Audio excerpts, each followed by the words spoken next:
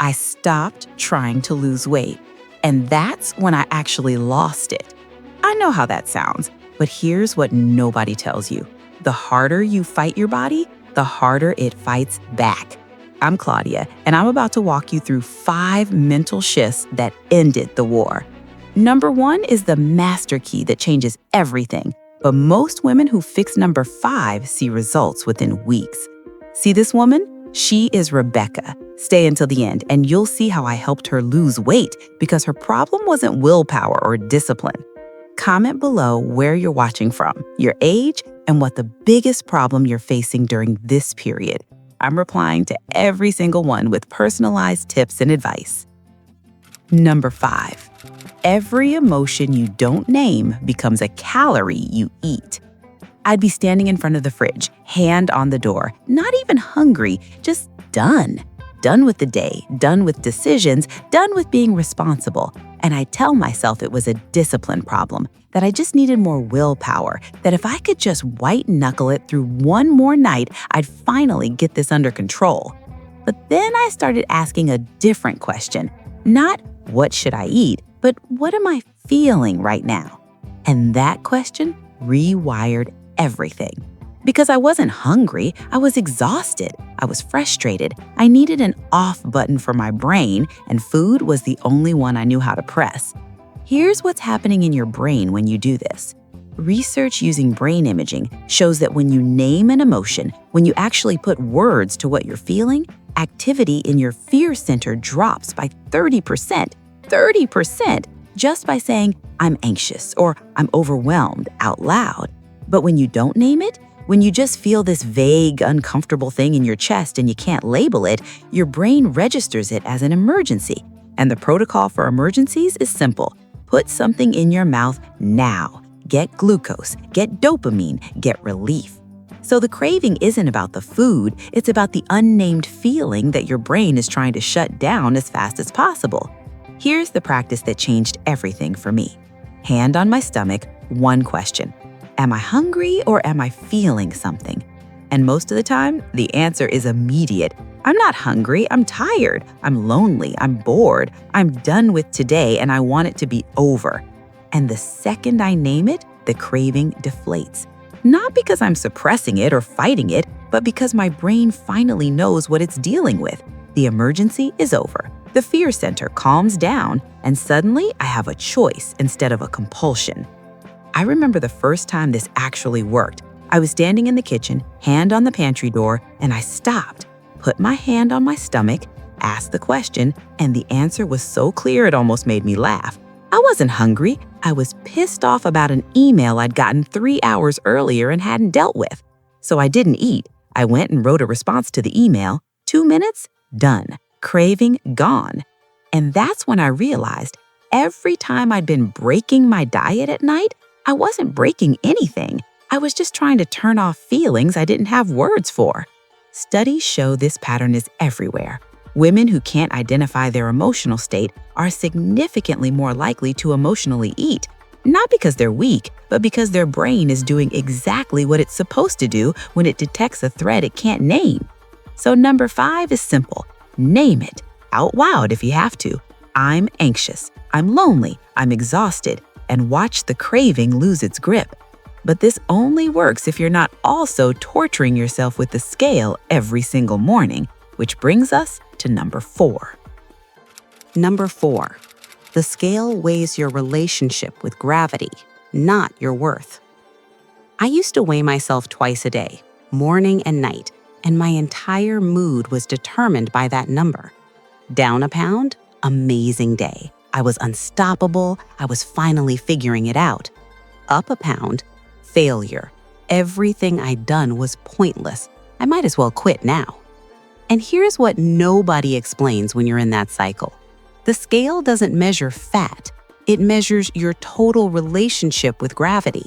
Water, food sitting in your digestive system, muscle, glycogen stored in your liver, waste that hasn't left your body yet, hormones, sodium from last night's dinner.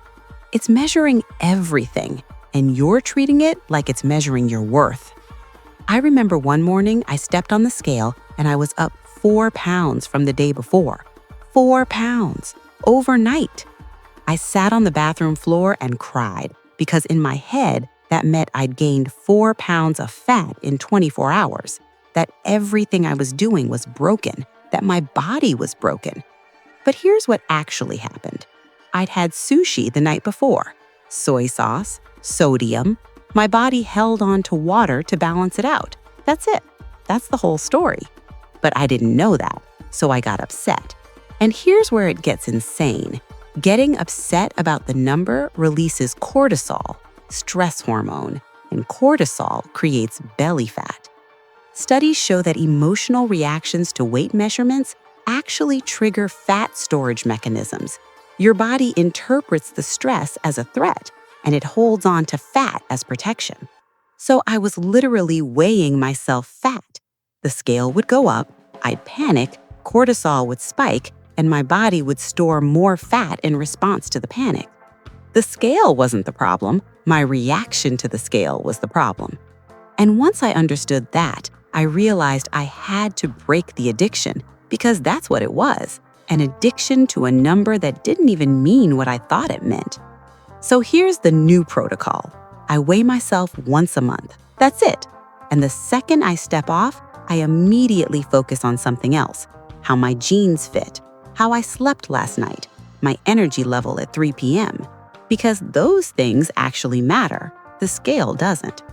And breaking that addiction was harder than changing my food because the scale gave me this false sense of control, like if I just checked it enough times, I could manage the outcome.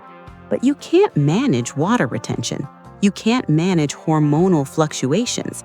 You can't manage the fact that you ate dinner last night and it's still in your body this morning.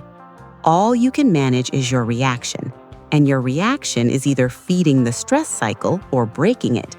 I know women who've been stuck at the same weight for months, and the only thing that changed when they finally started losing again was they stopped weighing themselves every day. They stopped spiking cortisol every morning.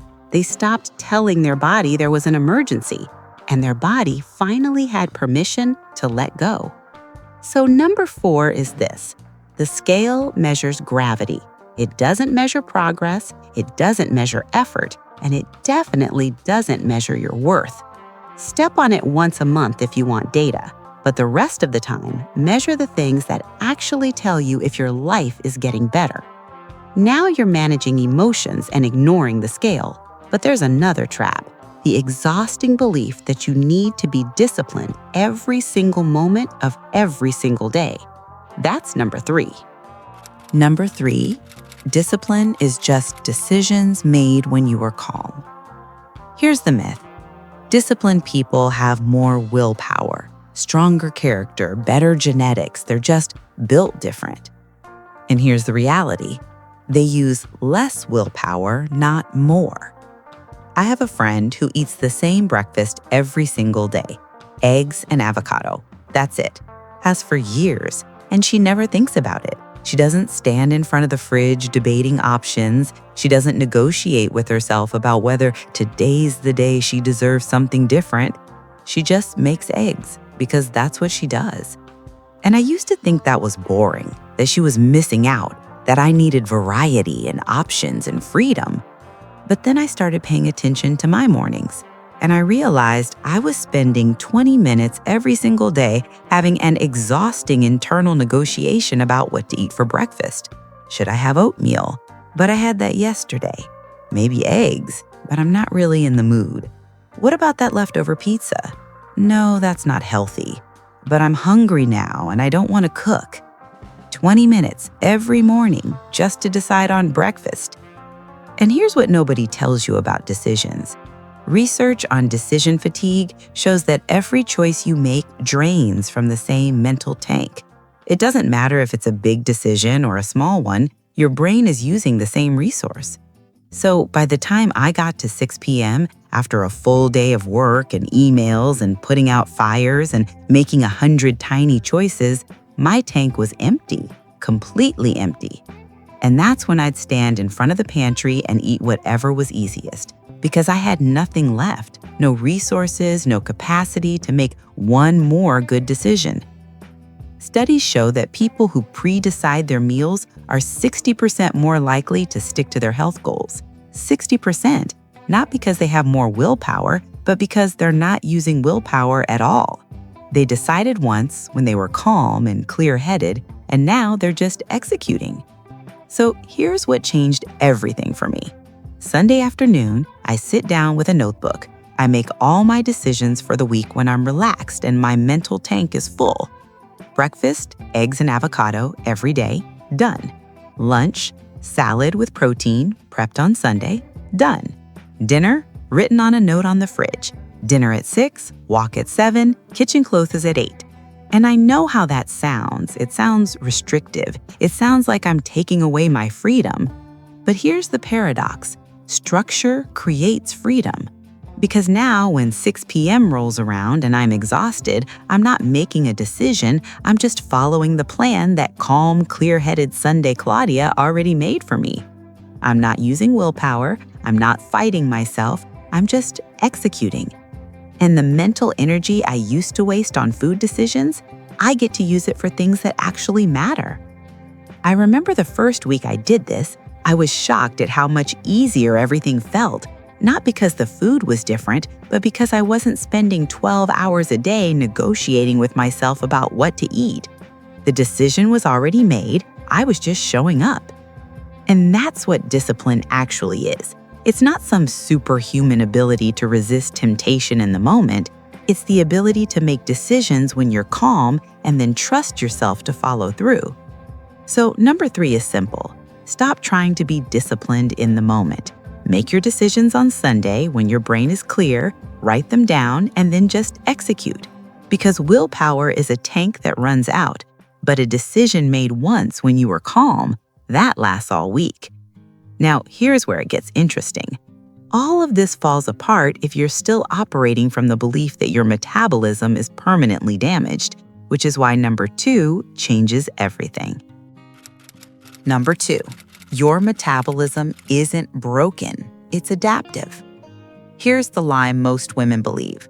My metabolism is destroyed. I've dieted too many times. It's too late for me. And I get it, because when you've been eating 1,200 calories a day and you're still not losing weight, it feels broken. It feels like your body is working against you, like you did something wrong and now you're stuck with the consequences forever. But here's the truth. Your metabolism isn't broken, it's adaptive. And that's not just semantics, that's biology. Research on metabolic adaptation shows that when your body perceives a famine, when you're restricting calories, skipping meals, chronically stressed, it slows down to protect you. It's not malfunctioning, it's doing exactly what it was designed to do. Your body doesn't know you're trying to fit into your genes, it thinks you're starving. And the survival protocol for starvation is simple. Hold on to every calorie you can. Slow everything down. Conserve energy. Store fat. That's not broken. That's your body keeping you alive. And here's where it gets worse. Every time you diet and restrict and push through, you're teaching your body that famines happen regularly. So it gets better at holding on to fat. It adapts. It learns. Studies show that women who've been chronic dieters have bodies that respond to calorie restriction faster and more aggressively than women who haven't. Not because their metabolism is damaged, but because their metabolism is smart. It's learned the pattern. Restriction happens, famine happens. So the second you start cutting calories again, your body doesn't wait to see if it's real, it just shuts down and holds on. And that's when women come to me and say, I'm eating nothing and I'm still gaining weight. And I believe them because their body has learned that eating nothing means danger, so it's storing everything it can. But here's the shift that changes everything. Your metabolism is a mirror. It reflects what you've been telling it is true. Tell it there's a famine, restriction, stress, undereating, chronic cardio, it stores fat. Tell it there's abundance, consistent meals, lower stress, movement that feels good, enough protein, it releases fat. I had a client who was eating 1,100 calories a day and couldn't lose a pound. So we did the opposite. We brought her up to 1,800. More food, more protein, more rest. And she panicked. She was convinced she'd gain 10 pounds immediately. But here's what happened. Nothing. For 2 weeks, nothing. Her weight stayed exactly the same. And then in week 3, she dropped 4 pounds, just like that. Because her body finally got the message. There's no famine. It's safe. You can let go now. Research on refeeding and metabolic recovery backs this up. Women who eat more strategically, more protein, more nutrient density, more consistency, often lose more fat than women who keep restricting. Not because calories don't matter, but because your body's response to calories matters more. Your body is protecting you. And the second you stop treating it like the enemy, the second you stop punishing it with restriction and stress and exhaustion, it stops holding on so tight. I know this is hard to believe if you've been stuck for months or years, but your metabolism isn't broken. It's just doing exactly what you've been training it to do. And you can retrain it. More protein, more sleep, less chronic cardio, less stress. Not overnight, but consistently, and your body will respond. Now, here's the part that ties everything together. The master key that makes all of this automatic. Number 1, behavior follows identity. The master key that changes everything. I spent years trying to change my behavior. Eat less, move more, try harder, push through. And I'd make progress. I'd lose 10 pounds, then I'd slide back. Then I'd lose it again. Then I'd slide back again. And I thought that was just how it worked. That weight loss was this endless cycle of progress and backsliding, and I just had to accept it. But then I realized something. I was pushing on a shadow. Behavior is the output, not the input. It's the shadow, not the object. And you can push on a shadow all day long, but the second you stop pushing, it snaps right back. Identity is the object. When you change how you see yourself, behavior changes automatically to match. Not because you're forcing it, because your brain can't tolerate the contradiction. Research in psychology shows that identity-based goals, I am this kind of person, dramatically outperform behavior-based goals. I'm trying to do this thing. Because trying implies effort. It implies you're working against your nature. It implies this isn't who you really are. You're just forcing yourself to act like it. But being, that's effortless. That's just who you are. Here's how this actually works in your brain. You have something called the reticular activating system. It's a filter. It decides what information gets through to your conscious awareness and what gets ignored. And it flags things that are related to your identity, things that matter to who you've told it you are. So when you tell your brain, I'm someone who walks, suddenly you notice walking opportunities everywhere. Stairs instead of elevators, parking spots farther away, a 10-minute gap in your schedule that's perfect for a lap around the block. Not because those opportunities weren't there before, because your brain is now filtering for them. I remember when this clicked for me. I stopped saying, I'm trying to eat healthy, and started saying, I eat whole foods. And the second I made that shift, everything changed. Because I'm trying meant I was fighting myself. I eat whole foods meant that's just who I am. And my brain started filtering for whole foods. I'd walk past the bakery and it wouldn't even register. Not because I was resisting it, because I don't eat that. That's not for me. Zero willpower, zero effort, just identity. Here's the language shift that makes this real. Stop saying, I can't have that. Start saying, I don't eat that. Can't is deprivation. Someone else is controlling you. You want it, but you're not allowed. I don't is identity, and identity is choice. Studies show that people who use I don't language stick to their goals significantly longer than people who use I can't language. Because I don't reinforces who you are. I can't reinforces what you're missing. So here's the protocol. Narrate every small action in identity terms. I'm having water because that's what I do. I'm taking the stairs because I look for ways to move. I'm going to bed at 10 because I prioritize sleep. And when you stack all 5 shifts together, here's what happens. The internal war ends. The stress drops. Cortisol drops. And your body finally has permission to let go of what it's been holding.